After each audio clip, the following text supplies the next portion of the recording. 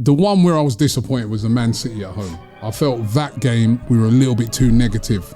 I really think if we'd have pushed on earlier, or if we'd have gone with what we did at half-time from the start, I think we could have won that game. We've risen the level up so much now that I think, and I'm pretty sure you guys agree with me, we have the best squad in the Premier League right now. Yeah. And I feel like if you want to say you're the best team, you got to prove it by being first. If you're scared to be first, then what's the point of all this? Now it's down to the manager, both in terms of team selection and tactics. It's all on him now, I think it's fair to say. Get the best out of that squad. We've got a great chance of winning this league. What's going on, people? Welcome back to AFTV. You've joined us for, it's international break. We're going to do a little bit of a review of what's happened so far. I'm joined by Lyle, Robbie Lyle, Kenya Lyle, and your host Cecil Lyle. That I'm playing. Obviously, I'm here. With the Lyles, man. Hanging with the You're Lyles. honorary. We're gonna basically just catch up on what we've seen so far. 7 games played. We're currently top of the league. I'm not getting carried away. Christmas is on the horizon, but no, no t-shirts. No more Christmas jokes. But don't worry, we're gonna do a catch up and just talk about the signings that we made, how they progressed, how they've done so far, and basically how the league looks, because we've just come off the back of us playing West Ham and winning, and there's been a bit of, I don't know, it's just division amongst fans. People saying we're playing boring. We should be winning games 5-6s, and is this sustainable? I think it's a bit crazy for 7 games in. We'll discuss all of that, but let's just start with your opening assessment. We'll go from left to right. Laurie, of Arsenal, currently 7 matches played, 1 draw, 1 loss, 5 wins. Happy? Are you happy with that? Yeah, very happy. I've got to be very careful because Kenya's at the end, so I don't want to say anything that might incriminate myself, so I have to be honest and say that. Why you shook on Kenya? No, because he knows our whole mechanic. Myself and Kenya had a conversation a couple of weeks ago. Don't worry, I went out young. And I was casting doubts as to whether, obviously it's still very... Was that the one where you said the league was done? Well, That's what I'm saying. I will neither confirm or deny. I know we're not in the US, but I will plead the fifth on what he said. I might have said I was a bit reactionary after the drop points against City. Yeah. And I was saying that if the manager don't fix up, forget about the title. But obviously that was a few weeks ago, and now the mood music is very different. So listen, I'm happy, man. I'm happy with obviously being top of the table. I'm happy with the way we're playing. I don't have a big problem with us not scoring more goals. I'd love to see that. But listen, man, if we win the title playing like this, you'll hear no complaints from me. All right, so Kenya will come to you then as the person who sat with your uncle and had arguments. He was getting mad at match week 5. That was, by the way, Man City said season done. So where are you at? Arsenal again. We sit currently top of the Premier League, and Liverpool are definitely contenders. Are you happy with how Arsenal started? Are you happy with the signings and how they kicked on? Yeah, we have to look at it from a contextual point of view. We had the second hardest start of any team in the league. I think only Man United had a harder start than us, and that's not even by that much. We had to play Liverpool, we had to play Newcastle, we had to play Man United, we had to play City. We've actually come out of those games quite unscathed. We lost to Liverpool, we dropped points against City, which is disappointing. But I think any other season, if you had told us actually you're coming out with how many points? 16 points? 16 points, yeah. We'd be sat here saying that's actually a really good start. And I think as well, what's been nice is all of the signings have looked really good. There's some that we haven't really seen yet. In Sapi, we saw 5 minutes of him, but Madueke looks brilliant. Hopefully we can get him back soon. Mosquera, unbelievable. Zubimendi is just come in straight away. He's not needed a settle-in period where you look at some other players in the league, their fans are saying, he needs time. This guy, he doesn't need any time. He's come in, he scored 2 goals. Mm-hmm. So, and then as well, just players maybe last season that had their injury issues, like a Calafiori, you're starting to remember this is why we bought this guy. He's of a top quality. So I'm very happy, to be honest. There's nothing really to complain about. And then as well, I know Uncle Lo is talking about he wants us to see more goals, and I completely agree. But again, we've scored the most goals in the league. No, City. Have they? Yeah. Are you sure? Don't we have the highest goal difference? Just by one. And they've got Erling Haaland who scored 9 goals. Yeah. So, and we've got maybe our striker, he's not maybe up to the heights yet. We've still scored 1 less than them. And we're not even in our full fluid flowing moment. I'm quite happy. There's nothing to complain about. He's right. Yeah, he's by 1 Man City scored more. We got better goal difference though. In total, Robbie, you're a man that sits between the fans at times to the presenter role, and you've sat and listened to many fans over the past couple of weeks, and you're always one that's quite level-headed. Says Relax. Have you been impressed with Arsenal's start so far to the season before we get into kind of the reaction? It's been an excellent start, isn't it? If you're top of the league after the start to the season that we had. When I looked at that start, at the start of the season, when I looked at what was to come, I was like, ooh, that's a really, really tough start. Especially when you analyse it, right? Manchester United, always really, really tough to go away there. Guaranteed. But to do that the first game of the season, when they've just signed Mbuemo and Cunha, Sesko. and you know what I mean, and Lee was saying it earlier. We was at that game, man. They were so up for it. Their fans, everything. That was you was there. Yeah, that was. It was I've never seen an atmosphere as good as that. It was mad in there. They were really on it, and we won that game, right? And then you look at some of the other games. We lost to Newcastle last year. We lost to West Ham. We reversed both of those. That's a good point, right? You know what I mean? All right. There was the game at Anfield. We lost that game, but I said it at the time. There was nothing in that game. It was a worldy free kick by Szoboszlai that cost us that game. The one game, I think out of all the games, the one I was disappointed in, because I do think we was at the Anfield game as well, and the way we controlled that first half, and everybody at halftime was saying, yeah, this is the best I've seen Arsenal play here. Yeah. And all right, maybe we could have went for it a little bit more in the second half. I think you could argue that would be true. But the one where I was disappointed was the Man City at home. I felt that game, we were a little bit too negative.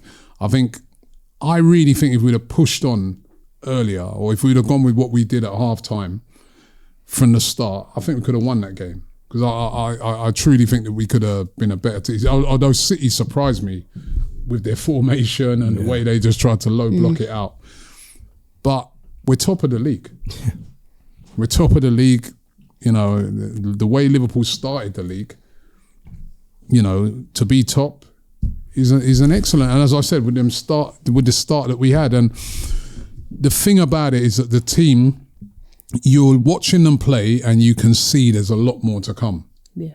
Which is a very encouraging. You know, like a lot of Liverpool fans are like moaning a bit about their team because they're saying, you know, we're not playing well at all. All right, we've got some wins, but we're not playing well at all. But I think with Arsenal, even though we're not playing scintillating, nowhere near I don't think our best. Yeah. But the way we're playing is good enough to get the results that we're getting. And there's more to come. Yeah. That's what I feel. Let's do a quick brief assessment. I'll stay with you then, Robbie, on just the players. So Martin Zubimendi came in the summer, Eberechi Eze, Victor Gyökeres, Noni Madueke, Christian Mosquera, Christian Norgard, Kepa Arrizabalaga, and Nketiah. Obviously, we can't really talk too much about Pierre Nketiah because he hasn't really figured for Arsenal. But even Norgard has not really figured much, has he? Yeah, we saw a bit of him in pre-season, but I suppose you can't really assess that then. So then we'll go to everyone as well, but starting with you, Robbie. The signings, have they improved Arsenal? Are you happy? Do you feel like they need to see something? Is it been a bit disappointing? I've seen a lot of fans on Victor Gyökeres' back. I've seen a lot of fans screaming for Havertz to return. I've seen Eberechi Eze is not really playing the position they want him to.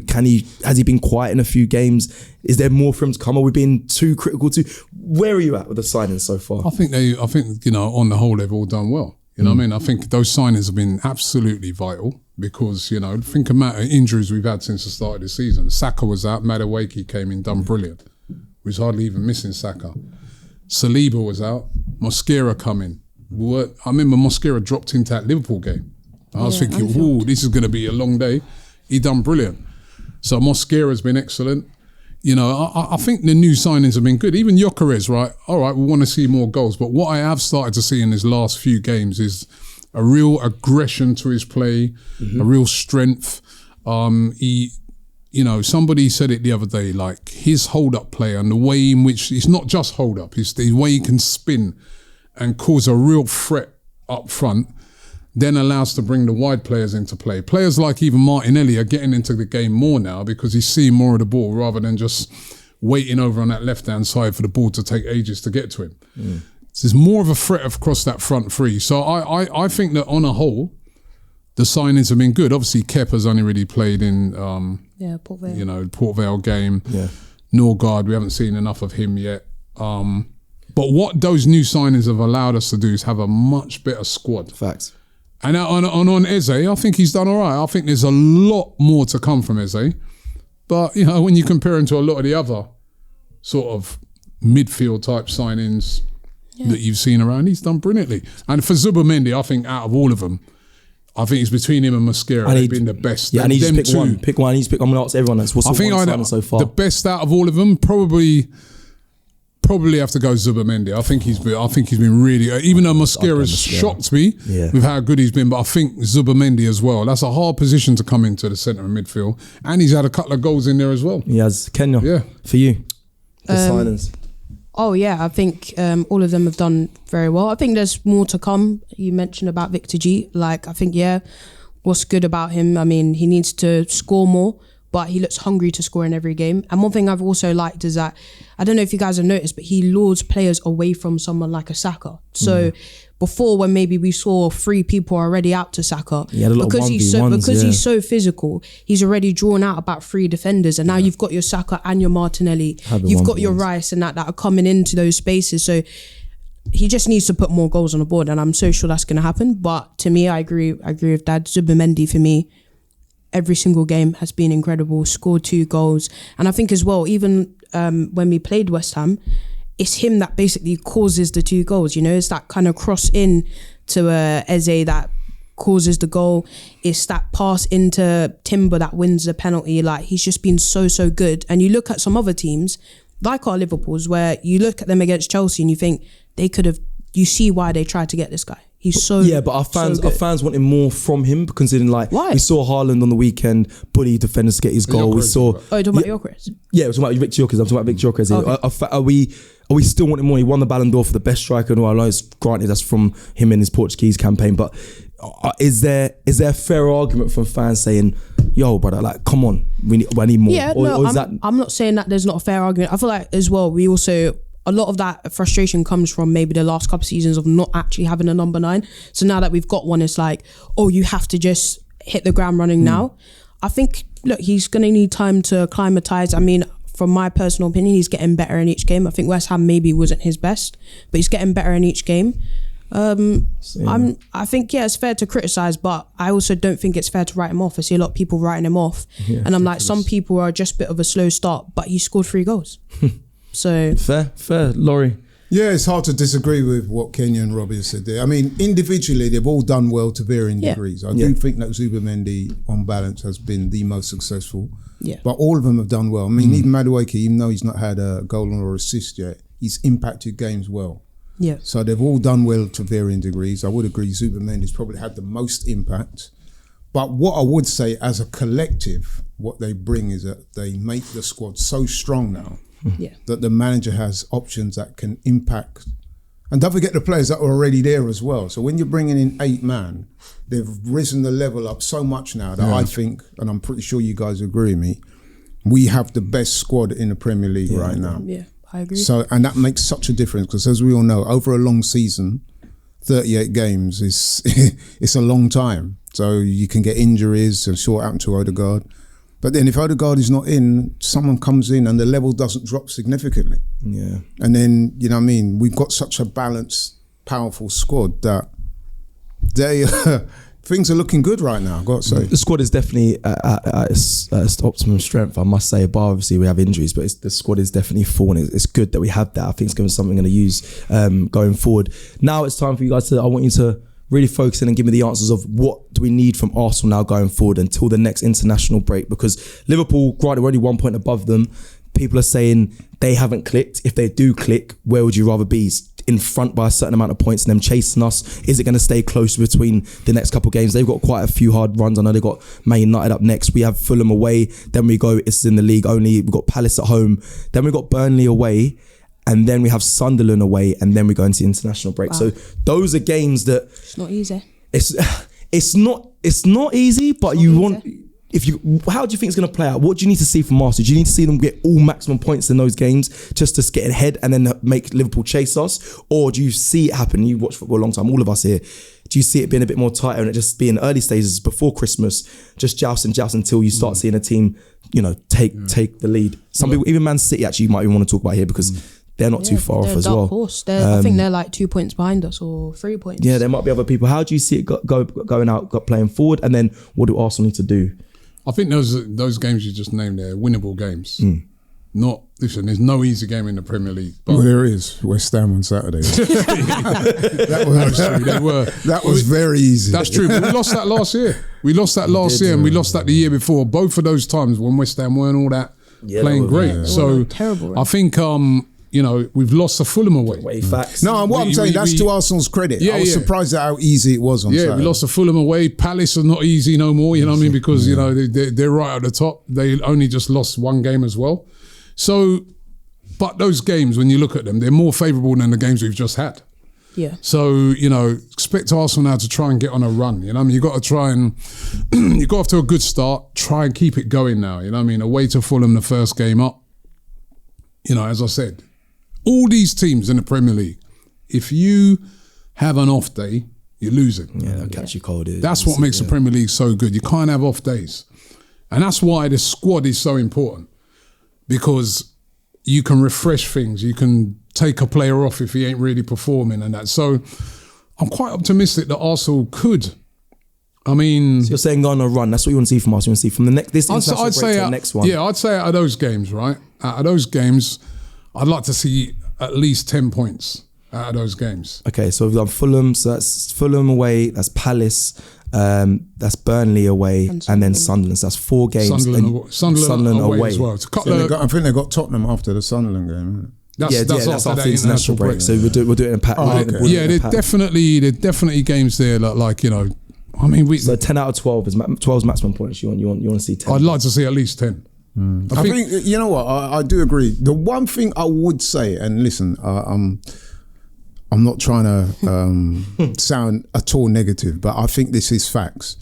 In any sport, right, I would say that when you're the person being chased, there's a little bit more pressure on you than when you're chasing. Think of a race, any kind of race. If you've just sat behind the leader, you can, the guy's always looking over his shoulder at you. So when people are chasing you, it's a little bit harder, trust me. But do you want Liverpool to be, listen, it could be another team, it could be Man City, but I'm looking at Liverpool. If they start clicking and pulling away, I would rather be leading than not leading. I think I would. But what I'm saying is, when you're leading the pack, there's that little bit. So, for example, whenever you turn up at a ground now, you got that target on your back because people say, I think the way Arsenal are at the moment, we got that target on their back anyway. But I think it's even more increased now because people look at you as, right, you're top of the table, we want to take them down. There's a little bit more motivation for Fulham, for example.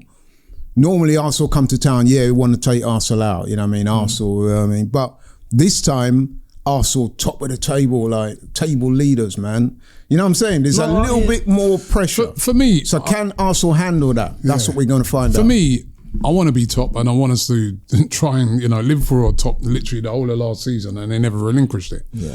And I think it doesn't matter whether you're top or second. From you're a contender for the title, which we are, teams are coming for you. They're going to be or they're going to set up low block or you're going to be a big, big scalp for any of these teams, right? So...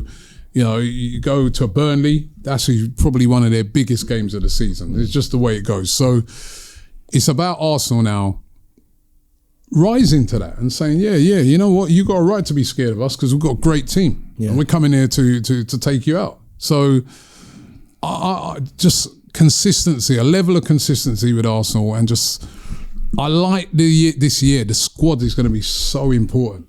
Yeah. So important because what it's like, injuries, fatigue, the amount of games we got, like even in between those games, there's Champions League games, there's a Carabao Cup game against Brighton, I think in there somewhere. You know what I mean? So rotation and having a good squad is so important. Yeah, no, I agree with what you guys said. For me personally, I want to be first, simple as that, and I want to be first as well on the day that it counts, which is the last day of the season. But I would prefer to be in that spot of first where it's like, right, we are the best team and come and catch us if you can type of thing. Like that's what it should, those players should also feel privileged to be first. It shouldn't be, we just want to sit behind and wait and maybe poach it. Like, no, you actually want to, one thing you can say about Liverpool last season is that they were first whole time and they deserve to be first because they showed it in every game.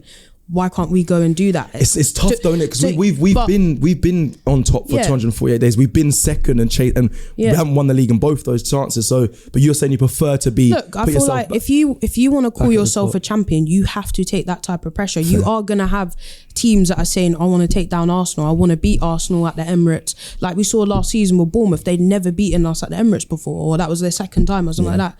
But they came and did it. Like, you're going to have those teams that want to have those big moments against you. It is a privilege to have that type of pressure on you. And I feel like if you want to say you're the best team, you got to prove it by being first. If you're scared to be first, then what's the point of all this? Do you know what I mean? And as you guys are saying, we've got the depth in the squad now to say, right, maybe we can rest this player and we're going to play Mosquera, or we're going to play Eze here and that. So I'm quite looking forward to it. It's very, very nicey. So let's do the talk. We keep talking about squad depth and how good it is and how nice it feels to look at our bench and stuff. Can we afford any more injuries though? Because it's actually been an obscene amount. Is there a player that you're like, please don't go down? Because Gyökeres. Yeah. Because if he was to, God forbid, get an injury on international break or something like that, we don't have a striker. I think we could patch. We probably could. You have Marino, Trossard and Martinelli, but it's not the same. We could, but you know what I'm saying in an ideal world. I hear you. But is that's the main one that comes to your mind? That is the one that comes to mind. All of you agree? Because I feel like we have got a beautiful squad and a big squad, but I just think, wow. Yeah, he's the one player, Laurie's right, he's the one player at the moment would be hard to replace because, you know, Havertz is not fit. Yeah, but actually, he hasn't been banging. You know, he scored goals, but he hasn't been like he hasn't been like the guy we rely on. Yeah, but you also want to get him going. You also want him to have a run in the team. And not only that, like Robbie said, it's not just goals. And I know I say this because I'm always talking about you judge a striker by goals. Yeah. So that being said, though, what Robbie said earlier was true about how he impacts the game in terms of holding the ball up, bringing other people into play, providing that focal point. I don't think Marino or Gabriel Martinelli would do that as well as he does it. No, he's very physical and aggressive player. I also think those players that you've mentioned, they're all impact players. Like we've heard Mikel Arteta call Gabriel Martinelli and Trossard finishers for a reason. They're not really they're not really starters. So obviously if Victor Gyökeres is to go down, unfortunately, let's hope that doesn't happen. You now are like, we're kind of not back to square one, but we're kind of in that position of where we were last season, where actually this player now has to play every game until someone else comes back, which isn't really ideal. It's interesting because I'm asking the questions, of course, is what my job as a host is. But I agree. I think you're Arsenal trying to adapt and adjust to play with Victor Gyökeres, and then to see him go down, you don't have to change your whole style, but you have to make adaptations that the team may not be. You got your doubts about Gyökeres, you know? No, I'm a Gyökeres fan. Some people in this building do. I'm not one of those. I'm a striker fan. I'm talking about you. Do you know what? No, not me. No, brother. Trust me. Remember, I was always Team Gyökeres, no Sesko, so I've got to stick. I'm not going to do. I can. If he doesn't succeed, I will put my hands up. But right now, I've always been Team Gyökeres. Plus, Havertz. People saying they want Havertz back. Listen, he does need a goal though. He does. Listen, I'm like you. Is my stand. I was a massive advocate. I can remember getting into arguments with people here. People like Jack. Shout out to Jack. We were talking about Sesko Gyökeres, and I came down heavily on because I was saying the thing about him is his goal scoring, 97 goals in 100 and odd games. You can't ignore that. He's now gone 6 games without a goal. And I've got to be honest with you, I know you guys may disagree. I think Saturday was probably his least effective game for Arsenal. I agree with that. So I'm a little bit concerned. Maybe the international breaks come at a good time for him. Reset, come again, because I just think on Saturday, a couple of times even Mavropanos was bouncing him. I'm like, bro. Bounced him as well. It's a bit. We did, man. That's an Arsenal reject centre back. You know what I mean? But listen, I'm still backing him. Like I said, maybe the international breaks come at a good time. Give him a little bit of a rest. Come back again, but he needs a goal. 6 games without a goal is not good. The story of the first 7 games is Arsenal currently top of the league. The amount of money that Liverpool have spent on the players they got and not firing, but then also is injuries, which we spoke about quite a bit. Have you all been surprised the fact that we actually have lost our key players at Arsenal and been fine? Like the Saka, Odegaard, Saliba went down. Like these are a few seasons ago, even last season would be a mess. But now I can't believe I can't believe we're top, but fair play to Andrea Berti, fair play to Mikel Arteta, because you lose those players, and I think fans we're quite reactionary and frustrated by the way we play, but they're not realising. Look at the players we've not had, and we're still top. Yeah. Do you know what I mean? And people are always just looking for people to blame. Yeah. You know, someone was saying to me on Saturday that the injury, you know, straight away is the medical team. But, you know, I was like, the medical was it a member of the medical team that's knee clapped into Odegaard's knee? I mean, just some of the ridiculous things I've been hearing. You know what I mean? That's got nothing to do with, it's just some bad luck. Yeah.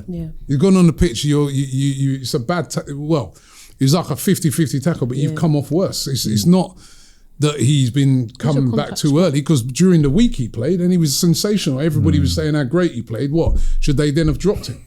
No, so we've been very unlucky at the start of the season with injuries, but however, because of this excellent squad we've got, you know, we've been able to cope with it. The squad looks scary at the moment. What if everybody's fit? You know what I mean? You've got players like Ben White at the moment, just can't get into the team. You've got players like Mars Lewis-Skelly can't get into the team. Oh yeah, Ethan Wanieri, you know, Max Dowman even. I mean, you know, you look at somebody like, in particular, I look at that position like the left back. You can't drop Calafiori at the moment. He's come in. He's been brilliant this season. I think he's been excellent. He seems to have a free role in the midfield where he just roams around. But he's got a lot of quality to him, man. Even on Saturday, that shot he took from outside, we know he can hit them shots from outside the box. He's been, you know, he marked Bowen out of the game on, you know. Not even just, but not Mars Lewis-Skelly's done nothing wrong. But the guy's just like owning that position at the moment. We were saying that's that the other what we want, isn't it? Yeah, when you have guys like that in the squad, that you'll automatically find that levels raise. You know why? That's what you want. You want to keep your position in the team. You have to perform to a certain level. That's what Man City have had over the years, right? When Man City are at their heights, you know, the ability to bring, you know, some of the players like Bernardo Silva off the bench, or they could swap it out and bring Mahrez on. Yeah, madness. And I mean, that's how they won leagues. And I think the one thing I've looked at that's really pleased me about Arsenal this season is they've learnt that from last season. Last season, those injuries killed us. Not to say that we would still have won the league, because Liverpool were brilliant, but injuries absolutely killed us. There was a massive drop-off when Saka, Havertz, Odegaard, Gabriel all went down for a long period of time. And they've looked at that and they thought, we've got to address this. That if those guys, and thank God they did, because we've already had loads of players go down at the start of the season. Important, Saka, Saliba, those two alone, and Odegaard. You could argue last season, you would say those are our three best players. 100%.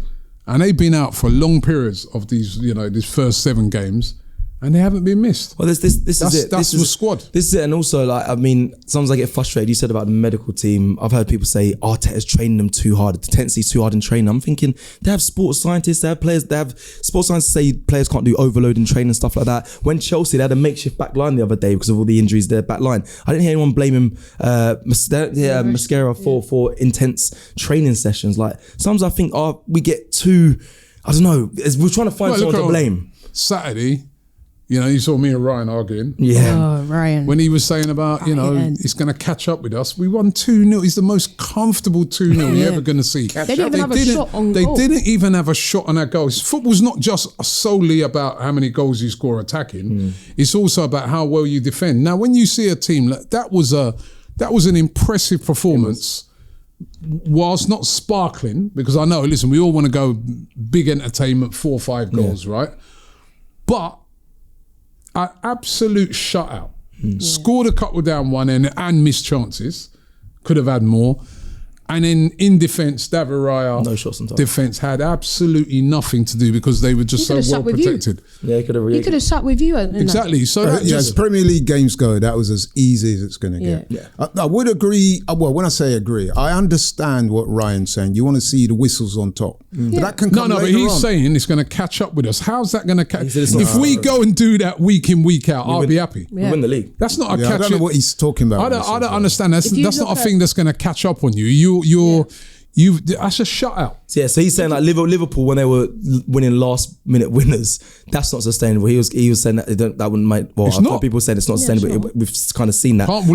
But winning 2-0 and beating teams. You know what I think he might be referring to is I think I know what he's talking about. Better teams. I think what he's referring to, and shout out to Ryan, that's my guy.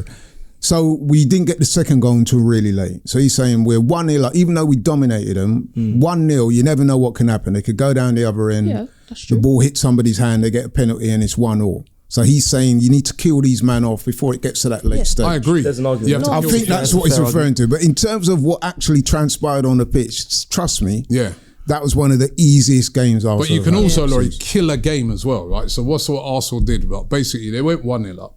They said, you're not scoring. You're not even going to get a chance the other end. And then they just dominated the other end. It was almost, you watching the game. I was watching that game and I'm just like, it's just a matter of time before that second goal comes because we're just But we did miss 2 sitters. I mean, but we did, That was an appalling miss. Got to take a guy of his standard, Gyökeres, got to call him out. That one he missed there, man. He should be scoring. I think that was a lot more different because I think it should be a goal. Finn got his foot on it first. That's why he didn't get to us. Yeah, was it Kilman? Yeah. But that run of play was exact run of play that remember when he scored against Forest. So that's what I'm saying. On Saturday, I didn't think he was at his sharpest. But listen, man, it will come. I'm confident it will come. Kenya, again, the reactionary from Arsenal fans. Do you agree that's quite a fair statement? Because a lot of Arsenal fans online are saying, why don't we just wait and see? Obviously, we're in a space where we have to discuss, topics around Arsenal. But sometimes, is it just a wait and just be calm, it's early, or is it I'm voicing these opinions because I think it might catch up to us, for instance? What is going to catch up to us? Well, that was what you kind of explained. He might be that's the only thing I can think of. Well, because I can't think of nothing else. Ryan's my guy, but he's chatting rubbish. So we saw Jose Mourinho literally win a league at Chelsea by doing that every single week, where he won boring 1-0s and 2-0s. And he got over the line. But that is, we have Arsenal fans online that are saying, oh, maybe we can even beat Chelsea's defensive record. That's something that Jose Mourinho implemented at Chelsea and won the league with. So how is that going to catch up with you when we've actually already seen another club go and do it and win the league with it? It doesn't make sense to me. In my personal opinion, look, we need to look at it. We've played 10 games. We've conceded 3 goals. We've kept 7 clean sheets. Mental. Hardly anybody else can say that. And we're not even playing our best. Everyone keeps saying, oh, what if Liverpool click? What if we click? Yeah. No one's thought about that. What happens if Victor Gyökeres gets up to a gear and we start to see the guy that we signed from Sporting? What's everyone gonna say then? Because I keep hearing, oh, what if Liverpool? Fair enough, but what about if we click? What if we can get Saka back up to pace? What if we can get Martinelli back? We've got Eze in our team now. We've got Zubimendi who's contributing to goals, and same with Declan Rice. We also need to think about our team. Yeah, that's true. And the reality is, if you're saying that we're 1 goal behind Man City, who's got literally one of the best goal scorers. We saw Jamie Carragher say he's the best goal scorer in English football ever.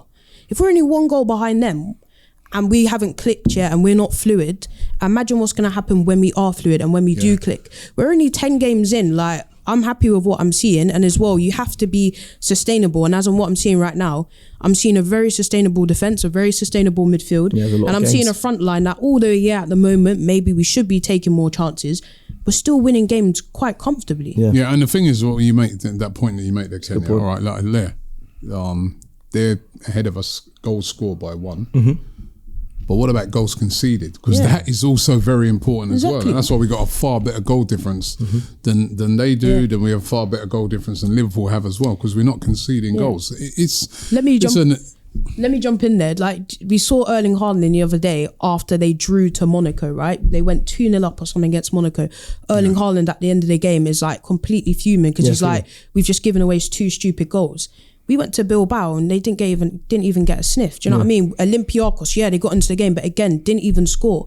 And that was against, we changed our team. So it's hot. You're spot on there. It's hard to break down an Arsenal team. We can't be too reactionary. We've conceded a few goals. Those goals are either worldies or set. We've conceded one goal from open play. One's from a corner and one's from a free kick. Yeah, and the rest, And hardly anybody else is going to save that free kick. And that header was a good header. Yeah, Simple you can't as cut that. through Arsenal. Arsenal aren't getting bopped through. They're not getting torn apart. It's very good right now sitting here as an Arsenal fan. And there's more to come. There's more to come, because the one thing I think we have all seen is there were a couple of games when Arsenal were a little bit too defensive. Hence why people talk about handbrake on and things like that, which it was. I did think that criticism was fair, to be honest. Yeah.